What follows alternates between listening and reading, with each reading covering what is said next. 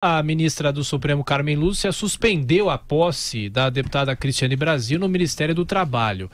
A posse estava marcada para as 9 horas da manhã.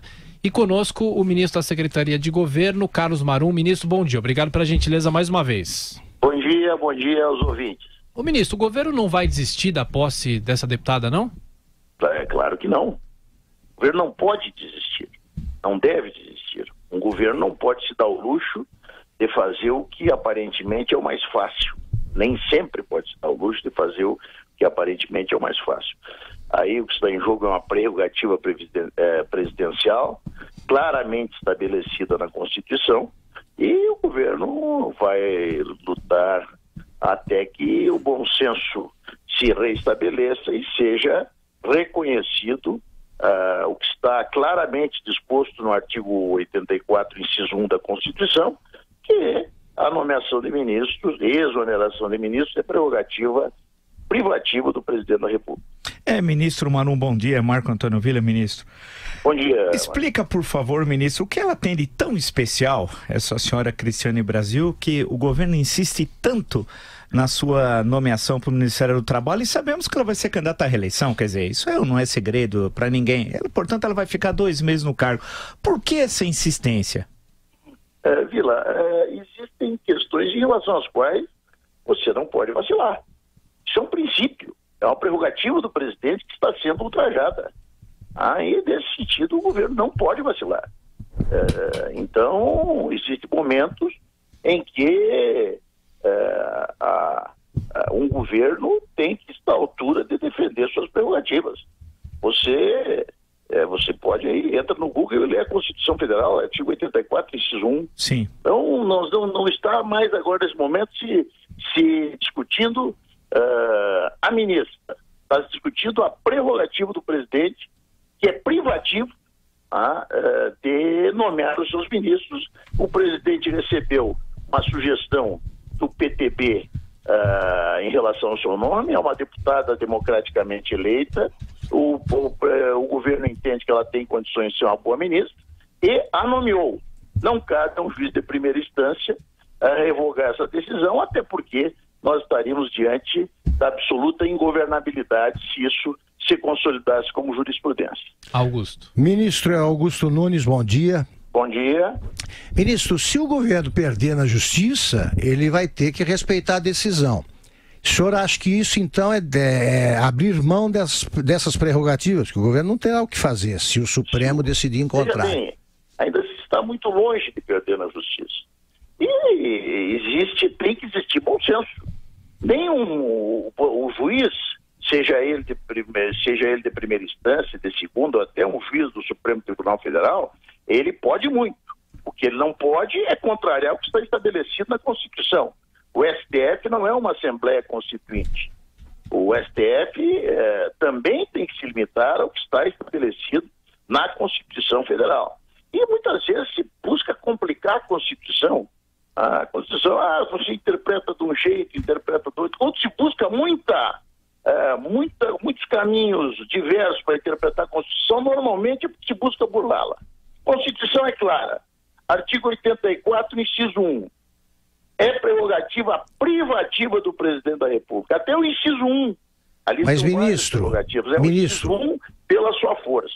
Ministro, o senhor disse que isso insiste na preservação desta prerrogativa e no respeito à Constituição. Ministro, então, mas o senhor disse que está longe a decisão? Não está, não. Está nas mãos da ministra Carmen Lúcia. Não, está na mão da ministra, é uma decisão liminar. Isso aí, obviamente, está a decisão definitiva a respeito disso, ainda sem ser tomada numa esfera, uma decisão definitiva só pode ser tomada, digamos, numa esfera, digamos, do pleno do STF. Agora, ministro, Denise. É Denise quem está falando. Sim. É o seguinte, nós sabemos que há por trás dessa briga defesa aí da Constituição, uma questão política, que foi a indicação dela por Roberto Jefferson, que pode dar apoio ao governo nas votações no Congresso. Agora, o governo acaba se desgastando ainda mais, insistindo nessa polêmica, essa questão de indicações políticas. Já houve o caso da Caixa Econômica na semana passada, tem vários outros casos em que o governo está entrando em embates, que a gente percebe que a sociedade não recebe bem. O governo está, ao mesmo tempo, fazendo a campanha para convencer mais a sociedade em relação à reforma. Não há um desgaste político que custa mais caro ainda? Olha, aí você talvez que a gente pensa que sabe tudo e você pode ter buscado aí uma outra, pode ter, digamos, revelado um outro interesse que pode existir por trás de tudo isso. Você sabe que o corporativismo hoje reage de forma violenta à reforma da Previdência. Tá? Será que isso, quando não é um ato de ativismo judiciário, e que busca, inclusive, atrapalhar a votação da reforma da Previdência? Não, eu estou colocando o lado contrário, do interesse do governo. Estou lhe colocando, não é isso. Será que isso não é uma retaliação ao fato desse governo estar tendo a coragem de pleitear que o Brasil modernize sua Previdência, e pleitear que o Brasil transforme sua Previdência numa Previdência mais justa e menos desigual? Então, eu sinceramente, eu estranho tanto. Eu, como advogado, digamos, não sou nenhum jurista, mas também sei ler. Quem sabe ler, como todos os senhores, sabe ler o que está escrito no artigo 84, inciso 1 da Constituição. Então, quando eu vejo uma dúvida tão grande, uma celeuma tão grande, um imbróglio tão grande, criado em cima do que está claramente disposto na Constituição, eu, sinceramente, até me assusto diante disso. E sou daqueles que entendo que é completamente correta a decisão do governo de preservar e de lutar pela preservação das prerrogativas do presidente, digamos, disposta na Constituição, até porque todos nós, quando assumimos nossas funções, juramos sobre a Constituição. A mesma Constituição, ministro, no capítulo do artigo 37, diz que um dos princípios da administração pública, direta e indireta, é a moralidade. A questão que realmente está sendo... que pega, para usar uma expressão mais popular, é essa, é o que envolve essa senhora Cristiane Brasil, a questão da moralidade, pela condenação que ela sofreu. Então, tá claro, a Constituição também tem de ser aplicada, né? Então, por isso, não é uma perseguição da justiça ao governo, né? Não é uma questão corporativa, é questão de aplicar a Constituição, né, ministro? Você está dizendo isso, eu tenho dúvidas em relação a isso. Outra coisa, são amorais todos aqueles que perderam ações na Justiça do Trabalho num país que detém 90% das ações judiciais? Será que todos os empresários que perderam ações trabalhistas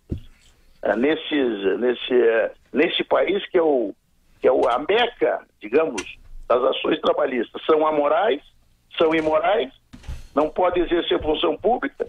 Um juiz que perde uma ação na justiça deve deixar a magistratura ou ser impedido de prestar concurso para tanto? Nós temos que... uma empresa que perdeu uma ação na justiça deve ser privada de fornecer obras ou serviços ao governo. Uma concessionária até de rádio e televisão que perdeu ações trabalhistas se torna amoral e, portanto, inapta de exercer essa concessão. Não, então, isso aí está estabelecendo uma jurisprudência, está buscando estabelecer uma jurisprudência de consequências altamente nefastas. Os empresários brasileiros que já lutam com tantas dificuldades se transformariam praticamente todos em cidadãos de segunda classe, porque não poderiam exercer a função de ministro do Trabalho, até porque eu não conheço um empregador brasileiro que nunca tenha perdido uma ação na Justiça do Trabalho. Ministro então, Carlos... as consequências... se você me perguntar, não era mais fácil trocar ministro? Eu concordo com você. Agora, se você me perguntar se o certo é substituir, eu estou absolutamente convencido que não, porque o certo é o certo, e o certo está claramente estabelecido na Constituição. Ministro Carlos Marum, obrigado pela entrevista ao Jornal da Manhã da Jovem Pan, bom trabalho ao senhor. Eu agradeço.